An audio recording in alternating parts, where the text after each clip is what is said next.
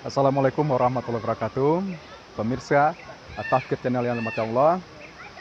Berbahagia sekali hari ini kita bisa berjumpa dalam suasana yang berbeda. Dan masih bersama saya Muhammad Andri Rusnari dalam rubrik Kultum Islam Aktual. Nah, kalau kita cermati dalam sepekan ke belakang itu banyak isu-isu yang menarik ya untuk dibahas. Mulai dari misalnya Sumpah Setia anggota DPRD Cirebon, kemudian ada juga isu reshuffle yang masih bergulir, dan alih fungsi dari Museum Hagia Sophia menjadi masjid setelah 86 tahun. Tapi pada kesempatan kali ini kita akan pilih topik yang sekiranya itu lebih memberikan dampak yang luas pada masyarakat, yang istilahnya TSM ya, terstruktur, sistematis, dan masif. Apa dia? Kita akan bahas tentang kebijakan dari Kemenak menghapus 155 buku yang di dalamnya ada konten radikal dalam rangka moderasi beragama. Apa dan bagaimana? Kita akan ulas.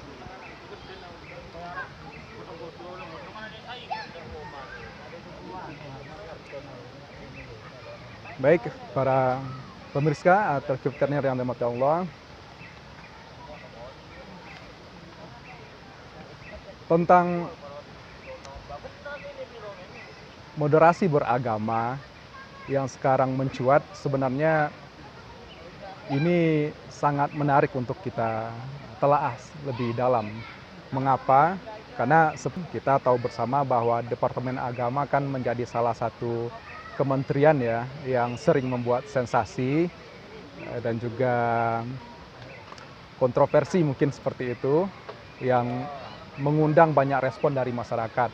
Nah, kalau sebelumnya ada tentang sertifikasi mubalik atau dai, kemudian juga ada wacana tentang busana ASN yang disoroti misalnya seperti jenggot atau misalnya celana cingkrang, penggunaan cadar bagi muslimah, kemudian lagi ada seperti survei yang digadang-gadang banyak di antara ASN itu ya dalam tanda petik ya terpapar oleh paham radikal.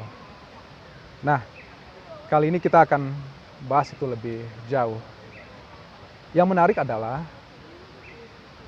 tujuan dari penghapusan konten radikal di 155 buku pelajaran dalam rangka moderasi beragama itu untuk apa?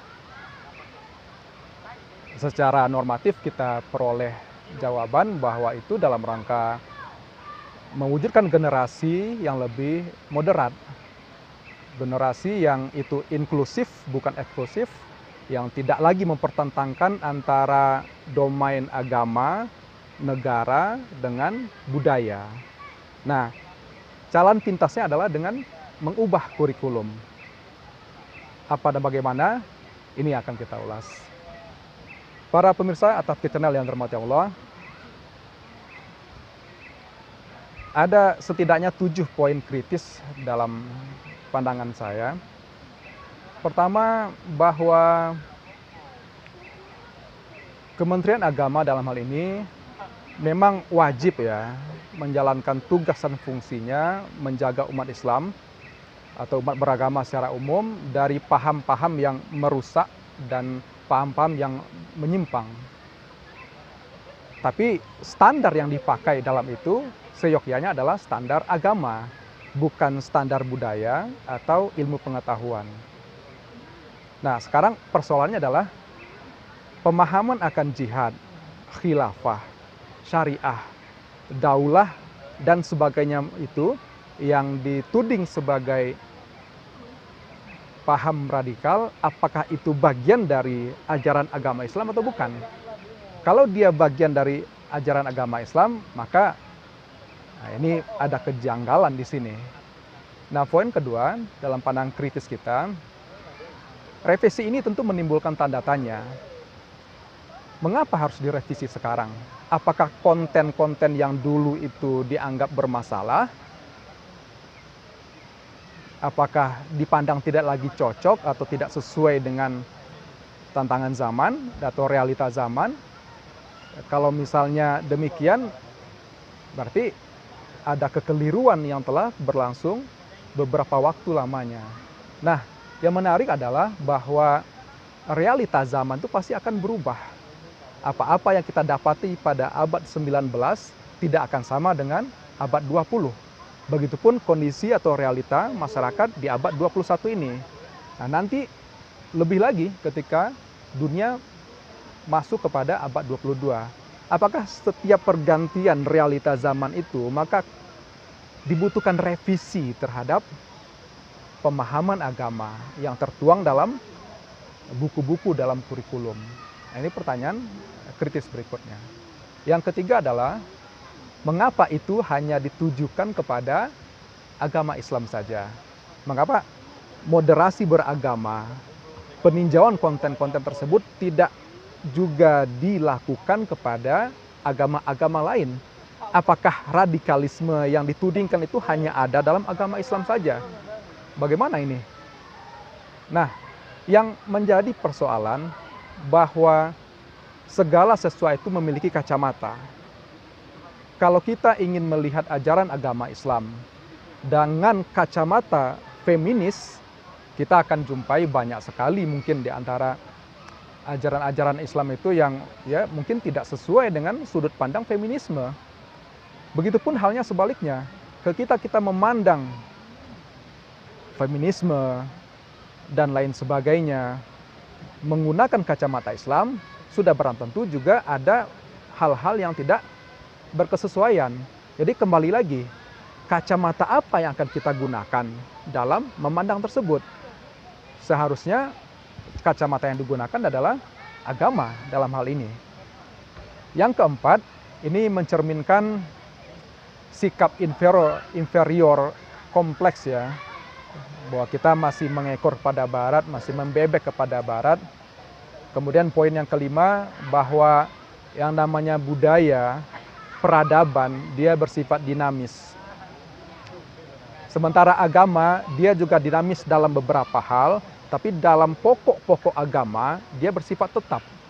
Nah, contoh, dahulu norma kesopanan itu juga berubah. Apa-apa yang dulu dipandang tabu, bisa jadi sekarang dipandang lumrah. Itu dari segi norma kesopanan saja, membuktikan bahwa ada memang sisi yang dinamis, tapi berbicara agama, ada pokok-pokok yang itu tidak boleh digeser atau dianjak sedikit pun. Nah, yang keenam, bahwa ini tidak lain tidak bukan bisa kita kategorikan sebagai pengkerdilan terhadap ajaran Islam itu sendiri. Islam agama yang sempurna, kafah, kemudian ingin dikerdilkan dengan disesuaikan atau dicocokkan sesuai dengan tuntutan zaman.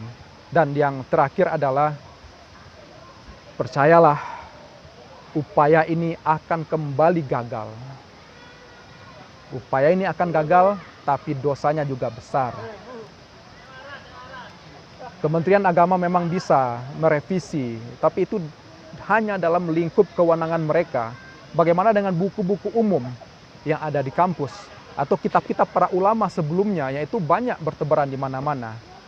Tidak ada kewenangan dari Departemen Agama merevisi hal tersebut. Kita ambil contoh terakhir mengenai peristiwa di Tiananmen, Cina.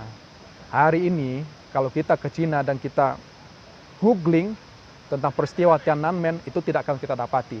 Pemerintah Cina secara sistematis dan masif mencoba menghilangkan peristiwa atau tragedi tersebut dari memori kolektif bangsa Cina.